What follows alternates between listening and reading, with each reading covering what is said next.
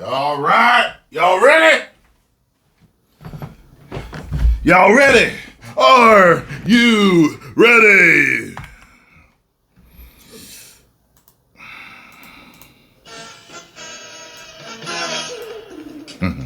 Ready? How did they deliver the script to you? It's definitely very well protected. Or who are you most excited to see? They spoiled it immediately. Just keep your mouth shut. It's not that hard.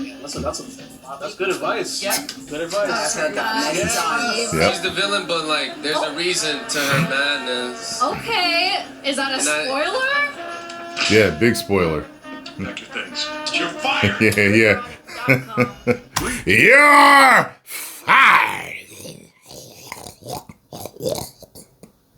Greetings, you over 1 million hellions and the 40% who haven't subscribed yet. The return of everyone's favorite webhead to the silver screen is upon us. But before we get to that, let's take a little trip down memory lane to the very forgettable year of 2021. Hey, by the way, with those metal web shooters, I meant to say this before. That reminded me of the first big screen Spider-Man we ever got. The dude from the 70s shit thing, right? Yeah, he had those metal, right? And he had a metal belt around him, right? I gotta watch that again. I've only seen pieces of it as a child, but I do remember it. When the world was still recovering from a totally not man-made uber cold. I don't know if the electric company Spider-Man had them or not. I don't think he did. Advice of counsel, I respectfully decline to answer based upon my rights. Say that to Fifth Amendment of the everything. Constitution. And Hollywood was just getting back after spending a year shut down. And that included Disney Marvel's box office juggernaut, the MCU, particularly coming off their last two films, Endgame, which grossed over $2 billion, and the end of Phase 3, Spider-Man Far From Home, which grossed $1.1 billion. Unfortunately, this year would be the first signs of real trouble for the MCU and the start of the infamous MCU. Phase 4 started with Black Widow. You know what's funny? It's almost like they can't go wrong as long as they do Spider-Man movies. Why is everything else fail, though? But for some reason, Spider-Man is more protected, and they do better quality with Spider-Man. Interesting, right? Maybe I guess because it's them and Sony working on it. I don't know, because Sony has put out some stinkers. You know what I'm saying? Madam Web, I thought Craven was going to be good. And, yeah. So, there's Morbius. Morbius is all right to me. But, yeah. A prequel about a dead character, a film so abysmal I would argue it would have flopped anyway, but since it was released day and date, it led to the film's star, Scarlett Johansson, suing Disney Marvel. But its worst crime of all, it introduced Yelena, something that will be important for this review. This was followed up with Shang-Chi and the Legend of the 10 Bracelets, featuring Simu Liu getting kicked in the balls. Then poor Simu Liu got kicked in the balls again when it was announced that the absolute triumph that was Shang-Chi would get a sequel that never happened. A film directed by Destin Daniel Cretton, which will also be important for this review. But hey, Simu, look on the bright side. You got to star in Doomsday along with 47 other people, and I'm sure that promised sequel is right around the corner. And the third film released in 2021 was The Eternals, a film that literally... Which was a big old piece of trash. I like that part, though. That was when he gave technology to man, and they perverted it and made the atom bomb. Yeah. saved lives. Can you imagine how many lives this is going to be saving? And Speaking of God's giving humans information, I got a buddy that was in the Air Force, and I asked him this years ago. I wasn't even with Scarlo.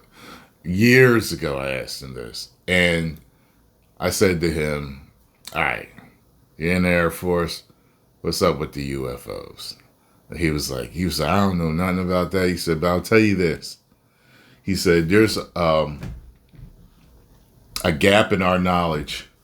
Right? He said the years too. He said from here to here. And I could have swore he said something with the 60s. He said from this year to this year. He said, we don't know where the technology came from. And I was like, what? He said, don't nobody know where the technology came from. Now, of course, I guess everyone at his clearance level, no one knows. Where did they get it from? Interesting, right? Because, there's some people out there that believe that aliens really do exist. Like true, like, you know what I'm saying? Aliens, okay, exist. And they gave us the technology. However, there are some people that say no, it's actually fallen angels or gods, if you will, that have collaborated with man and given us technology. Very interesting theories. Did that by fewer people risking the journey to the theater in a car or on a train to go see it. And you might recall all three of these films' performance ranging from outright flop to eking out a profit was blamed on the totally not manufactured cold. On the advice of counsel, I respectfully decline to rights under the Fifth Amendment to the Constitution. Coincidentally, as I record this intro, Anthony Fauci is currently in a Senate hearing answering questions about that totally not manufactured cold. And that narrative might have worked for Disney, Marvel, and the rest of Hollywood if it wasn't for a little film called Spider-Man No Way Home. That made almost $2 billion. Yeah, if you think about it, first of all, good movies made money during the coof, right? And they'll say, every time people would just blame it on the coof, right? Also, people have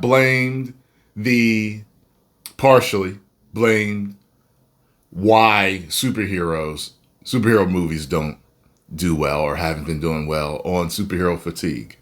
Wrong! When a superhero movie is good, it succeeds. Period. Stop woking them up and you're going to do fine. You've been destroying them. That's the problem with your modern audience Panderverse crap. Dollars had a $600 million opening weekend, and all it took was 3 Spider-Men. At the time, it was Tom Holland's best performance as Peter Parker Spider-Man, and a lot of the box office is being attributed to the return of Tobey Maguire and Andrew Garfield. And I won't deny that, but don't sell short the brilliant Willem Dafoe, who became one of the MCU's greatest villains, returning as Green Goblin. But as The Flash showed us, simply having a beloved actor returning to a beloved part is not enough. You have to have a story, and it has to have heart, and that's everything. How angry I am that didn't work out. I wanted Keaton back so bad. I wanted things to work out for him so badly. And I wanted a Batman Beyond. And you know what? The fact of the matter is they still could push forward. I don't want them to with James Gunn at the helm. No. But they could still do a Batman Beyond with him as the older Bruce Wayne. They could absolutely do that because the main Batman is going to be someone else. You know what I'm saying? It's like, okay, we realize that didn't really work out, but you can still push forward because he's going to be out of the suit most likely for most of the movie.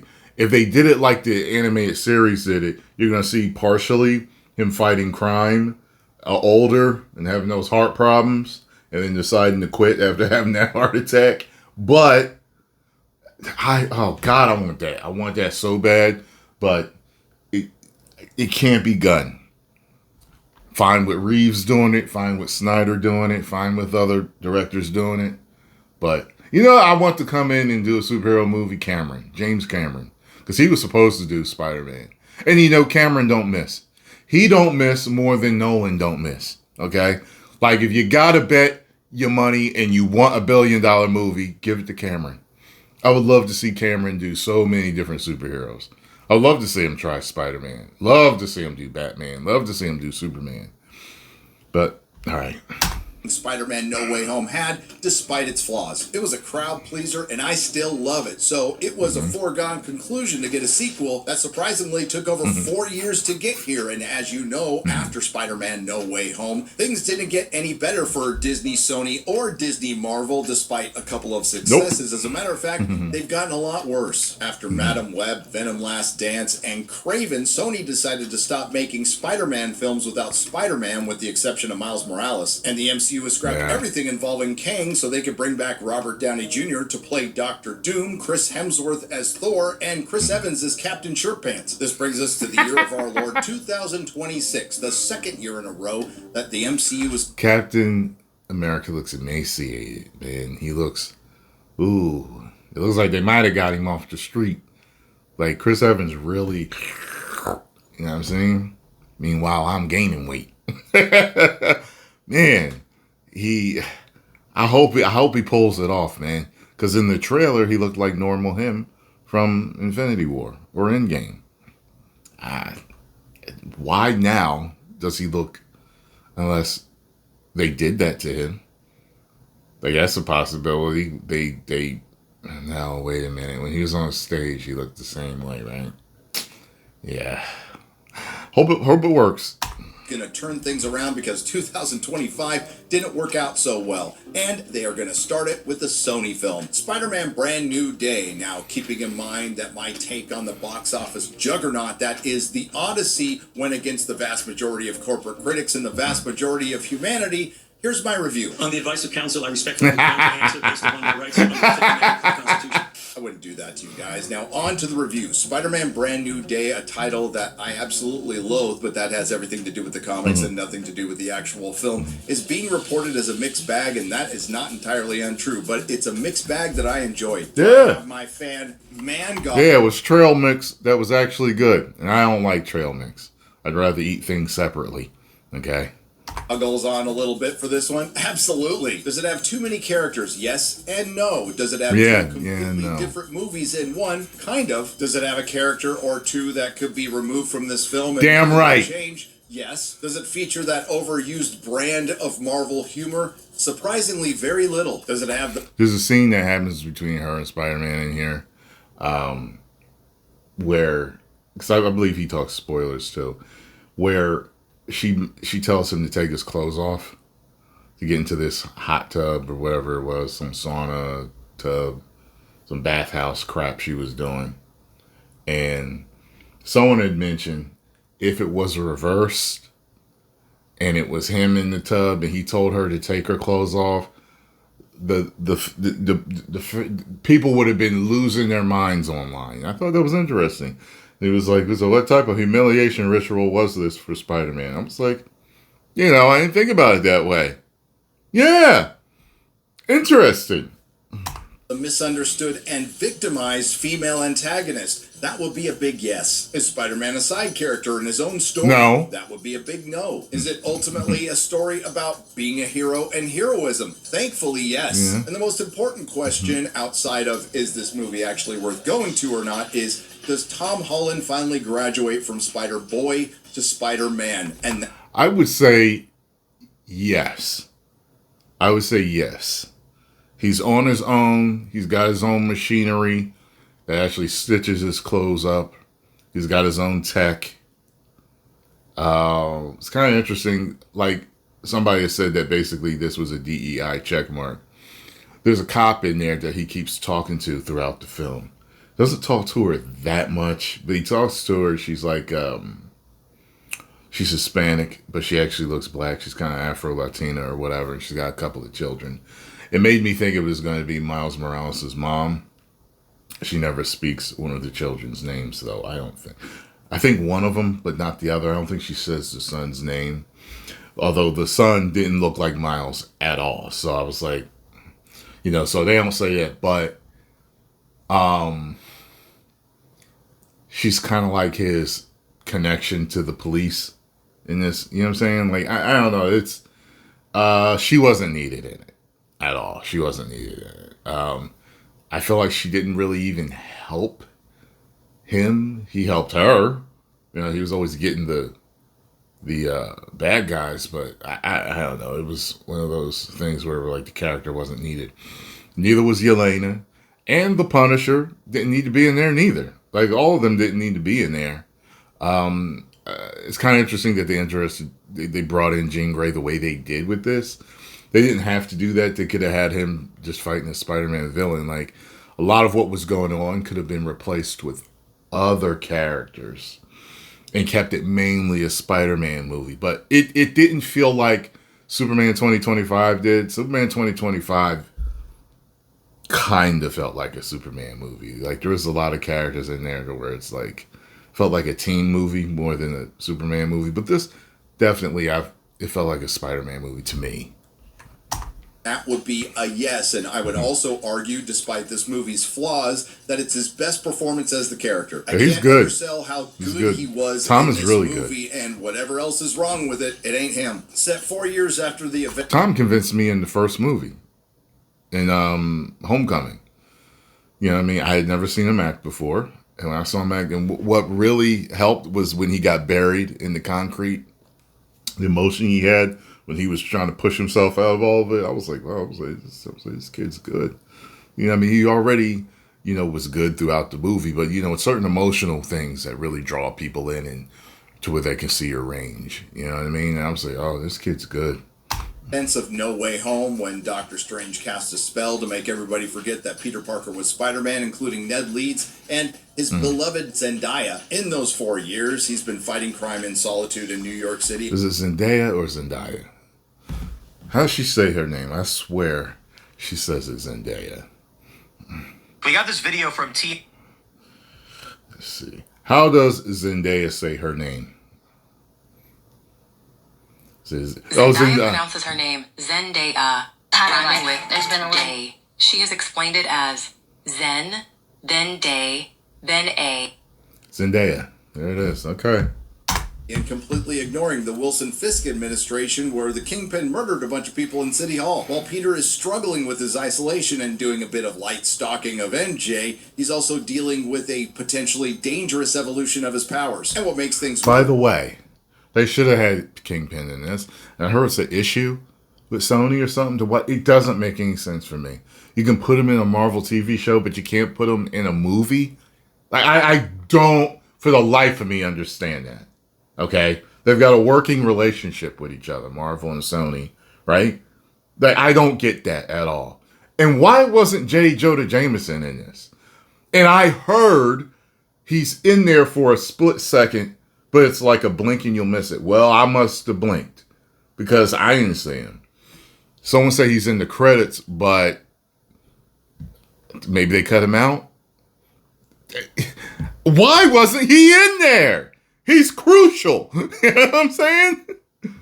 Versus Spider-Man is investigating a psychotic telepath who wants to infiltrate damage control, and she isn't really concerned with what or who gets in her way. And yes, another thing, Fallen. They took that straight from Fallen with Denzel Washington.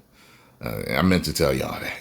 Misunderstood female antagonist in Spider-Man Brand New Day is a villain through and through, and on the surface you'd be going, great, yes, we want Spider-Man fighting a villain, but there's one teensy little problem with who the villain actually is, and we'll get to that. But I don't know about you, but I go to Spider-Man movies to see Spider-Man do whatever a spider can, and this is without a doubt the best Spider-Man action put to screen to date. And it is the best Spider-Man costume put on screen to date based on the John Romita design, which is the most iconic, and it's the most accurate superhero costume since Donner's Superman. And the best... My favorite Spider-Man outfit is still The Amazing Spider-Man with Andrew Garfield, the first movie. That's my favorite one. I love that one. And a lot of people love the one that they put him in the second one because they gave him the bigger eyes. Like, I think, was it Liefeld used to draw him like that, and McFarlane, and, what was Eric Larson? I get Liefeld and Larson mixed up, and I hate that I do that. I think I always have, even as a kid. But as a kid, I collected, so I knew the difference. But the further away I've gotten from continuing to collect, I get them mixed up. But yeah. Part is Spider-Man keeps his mask on for most of the film, so they got the costume right, and they're finally keeping his Although the mask first on. one with Tobey Maguire was a great outfit too. It was a great outfit. There is a lot going on in Spider-Man Brand New Day, and the descriptions of it being a great movie wrapped inside just a good one are pretty accurate. You'll hear the word mature being attributed to it a lot because a lot of the themes are loss, acceptance, and what it means to be a hero, and your mileage may vary on this because it takes up a large portion of the film. When it focuses on Tom Holland's Peter Parker Spider-Man, it's done extremely well. Now, I would have preferred they moved on from Ned Leeds and Zendaya's MJ, although I did like them in No Way Home, but I also like that tragic end. That being said, and I can't believe I'm saying this... You know what I thought could happen if Sadie Sink wasn't Jean Grey? She looked too young to go out with Peter, though. I mean, she looks older in her interviews. I'm like, okay, now they definitely made her look more like a kid in this. I was like, well, maybe they're going to get rid of MJ and finally bring in Mary Jane. You get what I'm saying? He won't call her MJ, but he'll call her Mary Jane. You know what I'm saying? But that didn't happen. So, yeah. I actually thought they were pretty good in this, particularly Ned. The other things that worked for me, surprisingly, John Bernthal's hammed up PG-13 Punisher, who was in the movie a lot more than I thought it would be. The Savage Hulk, He was who funny. wasn't in the movie as much as I thought it would be. And we're going to have to put an asterisk on this one, but I thought Sadie Sink did a good job acting in her role. I just didn't like what the writers did with the character. And yes, as a comic book fan, I fully appreciate trying to get as many comic book covers as you possibly can in this movie. Has Jean ever been a villain like that? You know, everyone knows about the Dark Phoenix thing, but I'm talking about just regular, non-Dark Phoenix villain. Because she kills people in this. You know what I'm saying? So it's like... At times forcing it, but to be fair, other Spider-Man movies have done this in the past. Ultimately, Spider-Man Brand New Day is a 10 out of 10 performance from Tom Holland. It's a film with a lot of heart that tries a little too hard at times, and I think it's going to make a lot of money. I've been to 2 screenings that were sold out with enthusiastic crowds. Now it's time to get to the spoilers, and why I hate the title Brand New Day, and any comic fan would, because it's the follow-up to the worst storyline in the history of Spider-Man, one that arguably broke the character forever. And that will be One More Day, written by Babylon 5's J. Michael Straczynski, but the real responsibility for this storyline lays at the feet of one Joe Quesada, who hated the fact that Peter Parker was married to Mary Jane, and he felt that it aged the character and made him less relatable to younger readers. In this ridiculous storyline, to save Aunt May, Never Peter bothered me that sells he was his married. marriage and his memories of the relationship to Mary Jane Watson to Mephisto, instead of his soul. Quite frankly, it would have been better just to kill Mary Jane. And this storyline eventually led to Peter Parker becoming a complete cuck. And no, I'm not kidding, and I guess that's relatable to younger readers. Anyway, it led to a lot of lost sales. It cost me thousands in my comic store. And if you even mention One More Day or say the phrase around a Spider-Man fan, they might twitch a little. While I have not been the biggest fan of John Watts' adaptation of Spider-Man in his trilogy, I started coming around with No Way Home, and I would argue he did a much better version of One More Day. It is a rare example of the movies capturing Peter Parker's selfless heroism much better than they did in the comic books. So my biggest concern in Brand New Day was what they were going to do with Zendaya's MJ and Ned Leeds. My unrealistic preference was to have them in the movie very little or not at all, and have Peter still dealing with his isolation but making new friends like, I don't know, Felicia Hardy, Gwen Stacy, or the real Mary Jane. But the reality is MJ and Ned Leeds are in this movie a lot, and for the most part... See? The real Mary Jane. See that? Because people had an issue with her being... It was like, wait a minute, she's MJ. And then they call her Michelle Jones. And I'm like, well, that's not Mary Jane. That's not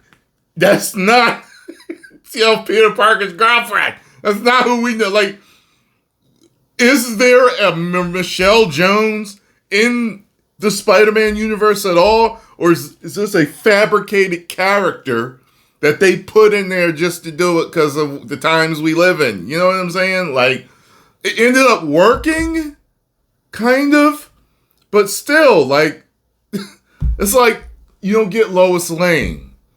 You know what I'm saying? You don't get LL. You get, let's see,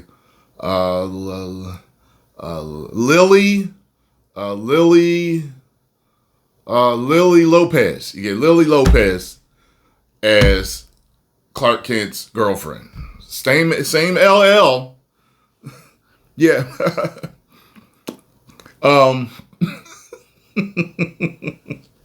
Same LL. But it's like, wait a minute. Where's Lois? What the hell is going on here? You know what I'm saying? I felt like their scenes actually had meaning. As most of you know by now, although there were some... As a matter of fact, I heard Lana Lang was actually made to replace Lois Lane, Lois Lane, in Superman 3. Yeah, I could have swore I heard that. And like growing up, I just thought, well, maybe that was his girlfriend in the comics at one point. But then I saw something that said that she was actually created for Superman 3 because there were problems with Margot Kidder and with her appearing in Superman 3. I don't know if she was pregnant or if they were having money problems. I can't remember what it was. But it was something like that, which I find interesting. Gasps in the theater when her name was revealed. Jean Grey is the villain of this story. That's right, they decided to introduce the MCU's first X-Men, Jean Grey, the Omega level mutant, in a Sony film, but she really isn't at her full abilities yet, and all she can really do is jump in and possess people if they're within 33 feet, because obviously the screenwriter is a Mason, but the one person she can't I was just about to make a conspiracy theory joke. I was just about to. Possess is Spider-Man due to his spider sense, but she was in his mind long enough to find his apartment, find out he's Peter Parker, and eventually find the letter that he wrote to Mary Jane at the end of No Way Home, which puts her in immediate danger, so Spider-Man essentially has to abduct her from her apartment willingly, and once they're on a rooftop, there is a moment where you think that MJ actually remembers that Peter Parker is Spider-Man, but it turns out to be Jean Grey. A nice little cold twist, and it also shows that they might actually be sticking with the bit. Spider-Man takes MJ to the Punisher to keep an eye on her, and eventually she finds the letter that he wrote at the end of No Way Home and confronts him on it. So Doctor Strange's spell really worked, and I was worried that they would have this Omega-level telepath around who could just snap her fingers and get rid of the spell, which didn't happen, or did it? And that's one of the three major storylines. The other one is Peter's mutating abilities. And it's interesting that I use the word mutate because they don't use the word mutant in this film. Now, this is the part where they're loosely adapting J. Michael Straczynski's The Other from the comics. Peter's powers start evolving due to the isolation, the stress of fighting crime full-time, and watching MJ make out with her boyfriend. This mutation leads to heightened senses, he's stronger, and organic web shooters. And yes, there is a Toby Spider-Man reference. He also gets a lot more aggressive when he's fighting the Scorpion possessed by Jean Grey. He almost kills a cop, but to be fair to our friendly neighborhood Spider-Man, it was a fat female cop who probably would have been fine if she would have laid out the donuts. This, of course, mortifies our hero Spider-Man, who seeks out Bruce Banner to see how his inhibitor works that keeps Savage Hulk at bay. Now, this eventually leads to Peter developing an inhibitor for himself to keep his monster at bay, and a universal inhibitor that can nullify the powers of all superheroes, including mutants that you can't contractually call mutants in a Sony film. Now, I don't have a problem with Peter Parker sciencing stuff up or even having a pretty good computer, but he has an awful lot of nice tech, including an AI called Evie in his apartment with no job. Because I seem to recall him having one in the comic books working for a place called the Daily Bugle with J. Jonah Jameson, something that this film is missing. It would be hilarious to have Peter Parker being a videographer for the MCU's version of InfoWars. And again, this is a busy film. It's got a lot of characters, and it's introduced a lot of things from the comics, and I was concerned that J. Michael Straczynski's The Other storyline was just going to be shoehorned in and not fit, but to the film's credit, it actually works. Look at it as acting as an opposite of what Raimi did in Spider-Man 2. Instead of losing his powers, he evolves. And now they've amped up Peter's powers for a future film, and I wonder what that could be. And while this pays off, the other setups for future films don't. Speaking of... Yeah, but it goes away, though, doesn't it? Doesn't he, like, get control of it? And then he's, like, still using the web shooters instead of the... Wait, no. Yeah, he does get the amp at the end. And he learns to use it. And he does use... Okay. Yeah, so maybe, busy. There's an awful lot of side characters in Brand New Day, and a lot of them are blink and you'll miss it. But we'll start with Detective Jean DeWolf, another character that's been race swapped from a redhead, so you can add that to the list. She essentially acts as Spider-Man's confidant slash cheerleader, and disappointingly, under the category of blink and you'll miss it, there's Tombstone, Tarantula, Boomerang, and Ramrod. And there's the Scorpion, played by Michael Mando, who does a good job, but is really underused. And there's the Hand, the formerly deadly ninja assassin organization turned into a K-pop group that admittedly, when it fights, it's pretty cool. Trammell Tillman, who feels like he's in everything these days, from Severance, playing Bill Metzger from, I want to say Damage Incorporated, Hail Metallica, Damage Control, and he is the real bad guy, and all of them are fine, save for one. Florence Pugh's Yelena. Now, I don't have a problem with Florence Pugh as an actress, but I do have a problem with her portrayal as Yelena, and I have a problem with Kevin Feige's insistence to force this character down our Can't throat. stand her. Thankfully, two very short scenes that didn't Very need to be in short. this film, and if you took them out, it wouldn't have changed Told anything. you. Particularly the first scene where you learn absolutely nothing. She forces Spider-Man to disrobe to join her in a pool. And this is one of those cases, if you reverse the scenario, corporate critics especially would call it misogynist. Yep. It just reeks as remnants of, I'm gonna say it, the MCU that Yep. Marvel is clearly moving away from. Yep. And having her the leader of even the new Avengers and saying things like what Spider-Man does is small potatoes is just laughable. But this brings us to Spider-Man Brand New Day's villain, the misunderstood, victimized female antagonist. Jean Grey, played by Stranger Things' Sadie Sink. So the rumors were true, and why would you introduce your first MCU X-Men in a Sony film? No idea. Why would you make the introduction of your very first X-Men in a Spider-Man movie from Sony a villain? No idea. And I can hear you now, dear viewer. Don't know. Maybe at some point in the film we find out what her motivation was and she gets redeemed, and I can tell you that does not happen. I had a much higher score for this film until we creeped into the morality of WandaVision, Black Widow, and Wonder Woman 84. WandaVision had Wanda enslaving a town of men, women, and children against their will. Gal Gadot's Wonder Woman dude in Wonder Woman 84, and the woman who enslaved all the women in Black Widow was like... I was like, what are you talking about? And I remember, because like his body, his spirit was brought back into another person's body, correct?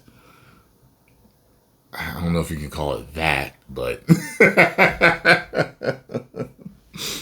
let go because she's a woman. Throughout the film, Sadie Sink's Jean Grey is trying to infiltrate damage control. Yeah, kind of is and it kind of isn't, right? Who they abducted. And to do this, she has no problem possessing hundreds of people against their will, shooting people. Now, they make a point in the film to show that these are not life-threatening injuries. She just shoots them in the knee and they'll never walk again and rely on disability for the rest of their lives. But there is one confirmed kill when Jean Grey forces a guy to walk in front of a speeding car. But it's not just one kill. Considering what she did throughout Brand New Day, it's a pretty high body count. Now, if this was Kilgrave or Mr. Negative or Mrs. Negative in this case, or even Emma Frost, it would have played off a little better, but this was Jean Grey. When Damage Control eventually captures her with the help of Spider-Man and his inhibitor, she unlocks her power and blasts a mind wave for a kilometer, which had to kill hundreds of people. You know, they were really leaning into the international audience. which is very much like whatchamacallit, Logan, when Professor X would have those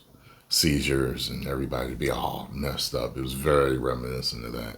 Here when the Punisher says kilometer, because what the is a kilometer? But like I said, Sadie Sink does a good job in the role, particularly at the end when she's captured by Damage Control. But up until that inexplicable end, I was fine with what they were doing. I liked the fact that she was hopping through bodies. I liked it when she possessed the Punisher. It was pretty funny. And I liked it when she possessed Professor Hulk, where ultimately it was... Yo, when she got in the Punisher's head, she was like, whoa, this dude is messed up. Or this guy's got problems.